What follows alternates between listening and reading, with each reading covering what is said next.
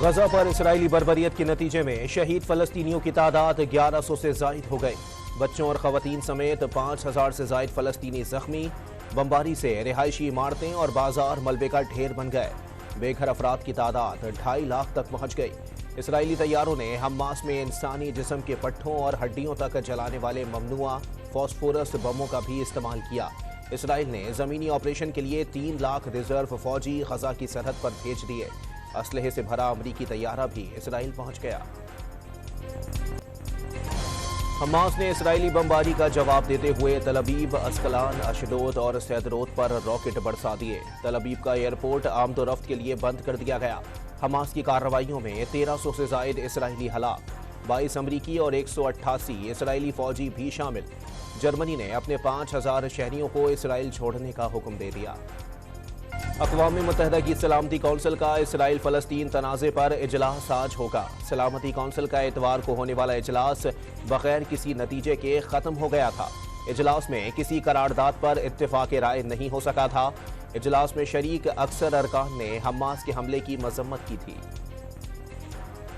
اسرائیل فلسطین کشیدگی ختم کرانے کے لیے متحرک۔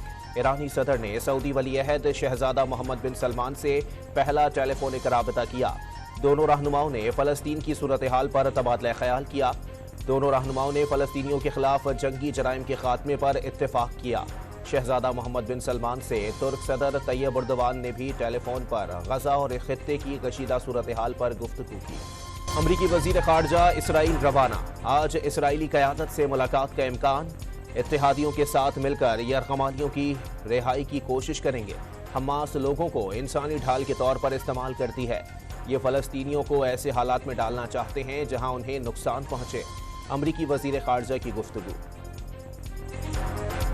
نواز شریف لندن سے سعودی عرب پہنچ گئے۔ سابق وزیر اعظم سعودی ایئر لائن کی پرواز سے جدہ انٹرنیشنل ایئرپورٹ پہنچے، جہاں ان کا والہانہ استقبال کیا گیا۔ سعودی عرب میں کچھ دن قیام کے بعد نواز شریف دبئی جائیں گے۔ 21 اکتوبر کو خصوصی طیارے سے پاکستان پہنچیں گے۔ لندن کی ایون فیلڈ رہائش گاہ سے لیگی کارکنوں نے نواز شریف کو الوداع کہا۔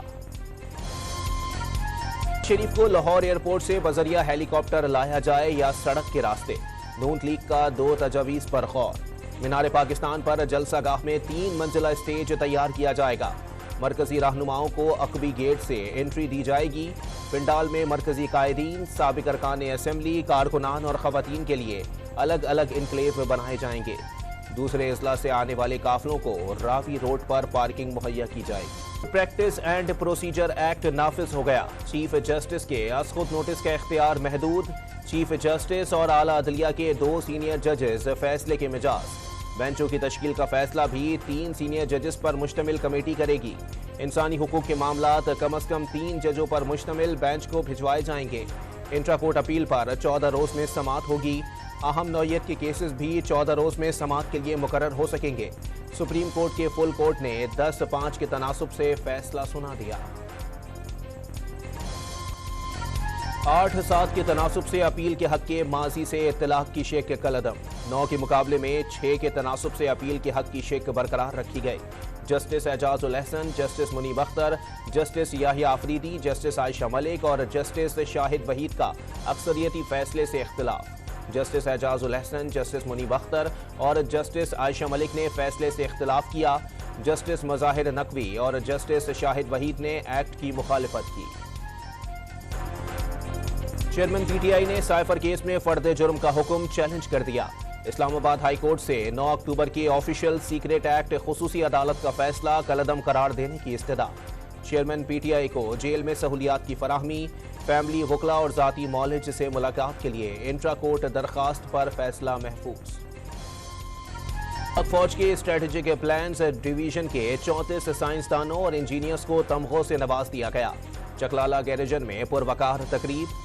D G strategic plans division lieutenant general Yusuf Jamal نے اعزازات اور تحائف بھی تقسیم کیے۔